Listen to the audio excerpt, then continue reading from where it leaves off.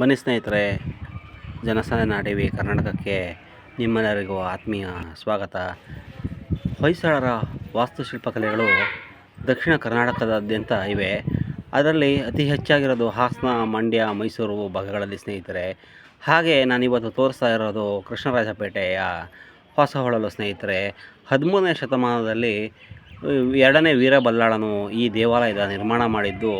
ಇಲ್ಲಿರುವ ದೇವರು ಲಕ್ಷ್ಮೀನಾರಾಯಣ ಸ್ವಾಮಿ ದೇವರು ಸ್ನೇಹಿತರೆ. ಈ ಊರಿನಲ್ಲಿ ತ್ರಿಕುಟಾಚಲದ ಆಕಾರದಲ್ಲಿ ನಕ್ಷತ್ರಾಕಾರದಲ್ಲಿ ದೇವಾಲಯ ನಿರ್ಮಾಣ ಆಗಿದೆ.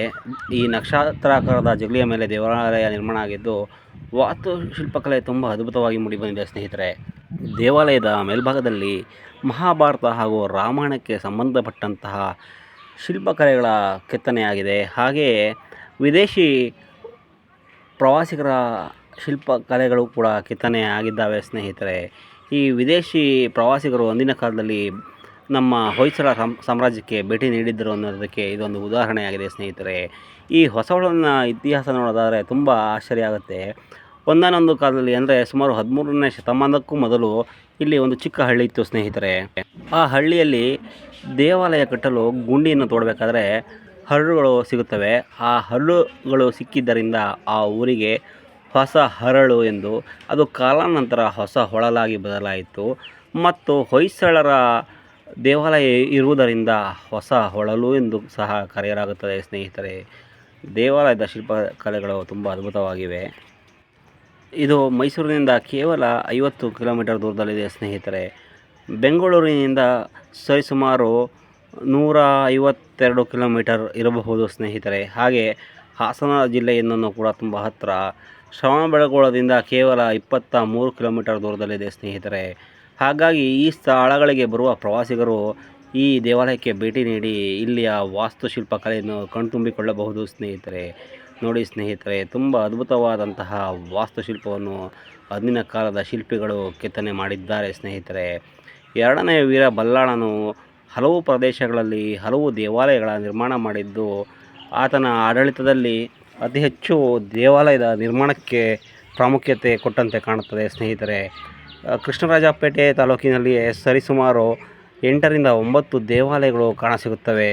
ಅದರಲ್ಲಿ ಕಿಕ್ಕೇರಿಯ ಬ್ರಹ್ಮಲಿಂಗೇಶ್ವರ, ಹೊಸಹೊಳಲಿನ ಲಕ್ಷ್ಮೀನಾರಾಯಣ ಹಾಗೂ ತೆಂಗಿನಘಟ್ಟದ ಶಿವನ ದೇವಾಲಯ, ಹಾಗೆ ಸಂತೆಬಾಚಹಳ್ಳಿ ಹೋಬಳಿಯ ಮಹಾಲಿಂಗೇಶ್ವರ ದೇವಾಲಯ ಮತ್ತು ಅಗ್ರಹಾರ ಬಾಚಹಳ್ಳಿಯ ಶಿವನ ದೇವಾಲಯ, ಇನ್ನೂ ಹಲವು ದೇವಾಲಯಗಳು ಇದ್ದಾವೆ ಸ್ನೇಹಿತರೆ.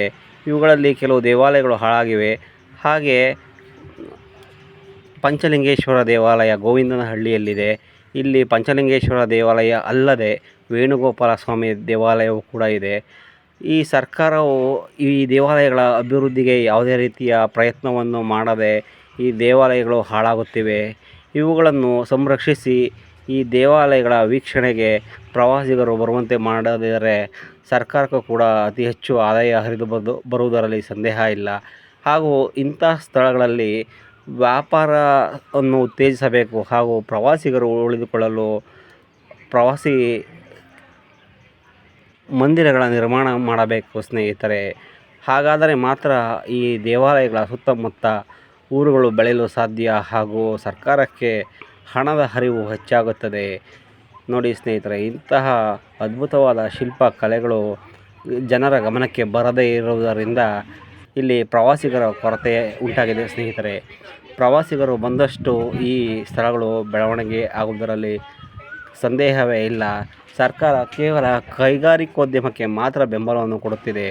ಪ್ರವಾಸೋದ್ಯಮಕ್ಕೆ ಬೆಂಬಲವನ್ನು ಕೊಟ್ಟು ಇಂತಹ ಸ್ಥಳಗಳನ್ನು ಅಭಿವೃದ್ಧಿ ಮಾಡಿದರೆ ಸರ್ಕಾರಕ್ಕೆ ಈ ದೇವಾಲಯಗಳಿಂದಲೂ ಸಹ ಅತಿ ಹೆಚ್ಚು ಆದಾಯ ಬರುತ್ತದೆ ಸ್ನೇಹಿತರೆ. ಆದರೆ ಸರ್ಕಾರಿ ಮಟ್ಟದ ಅಧಿಕಾರಿಗಳು ಇವುಗಳ ಬಗ್ಗೆ ನಿರ್ಲಕ್ಷ್ಯವನ್ನು ತೋರುತ್ತಿದ್ದಾರೆ ಸ್ನೇಹಿತರೆ. ಹಾಗಾಗಿ ಈ ಸ್ಥಳಗಳು ಇಂದಿಗೂ ಕೂಡ ಹಾಗೆಯೇ ಉಳಿದಿದ್ದಾವೆ ಸ್ನೇಹಿತರೆ. ನೋಡಿ ಎಂತಹ ಅದ್ಭುತವಾದ ಶಿಲ್ಪಕಲೆ.